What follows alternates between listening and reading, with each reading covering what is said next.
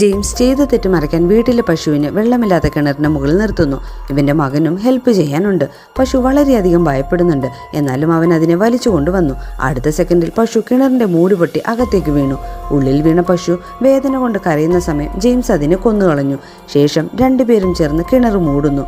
ഉള്ളിൽ പശു മാത്രമല്ല, ജെയിംസിന്റെ വൈഫിനെയും കൊന്നിട്ടിട്ടുണ്ട്. ജെയിംസും മകനും ചേർന്നാണ് വൈഫിനെ കൊന്നത്. കാരണം ഇവിടെയുള്ള സ്വത്തിൻ്റെയൊക്കെ അവകാശി അവളാണ്. എന്നാൽ സ്വത്തെല്ലാം വിറ്റ് സിറ്റിക്ക് പോകാൻ അവൾ പ്ലാൻ ഇടുന്നു. ഇതിഷ്ടമല്ലാത്ത ജെയിംസ് തൻ്റെ മകനെയും തെറ്റിദ്ധരിപ്പിച്ച് അവരെ കൊല്ലുന്നു. വീട്ടിലുള്ള സ്ത്രീയെ 2 ദിവസമായി കാണാനില്ലാത്തത് കൊണ്ട് അന്വേഷിക്കാൻ ഒരു പോലീസ് വന്നു. പോലീസിനെ കണ്ടിട്ട് അവർക്കൊരു ഭാവമാറ്റവും ഉണ്ടായില്ല.